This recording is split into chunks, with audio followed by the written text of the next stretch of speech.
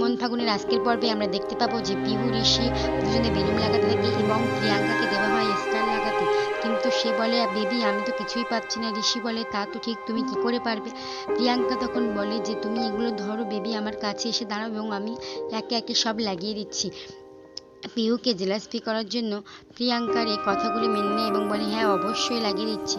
বাড়ির লোক সবাই অবাক হয়ে যায় এবং কিছুক্ষণ পরে পিহুকে নিয়ে ওপরে যেতে বলে। পিহু ওকে কোলে করে ঋষি ওপরে যায় এবং ওপরে গিয়ে তাকে বলে যে একটা বাম দিয়ে বলে যে তুমি এগুলো লাগিয়ে নাও। পিহু বলে এটা তো জ্বালা পোড়ার ওষুধ, এটা আমি কেন লাগাবো?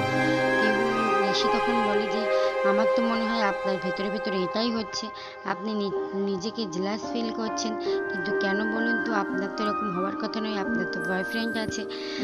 তখন পিহু নিজের মনের কথা বলতে গিয়ে বেঁধে যায়।